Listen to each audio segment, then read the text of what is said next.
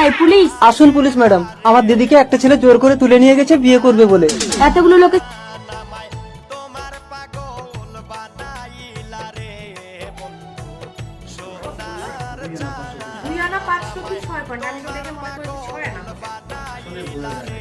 মা, ও মা, সেলিম, এই বাড়িটা তোমাদের? ছি, এটা কোনো বাড়ি হলো?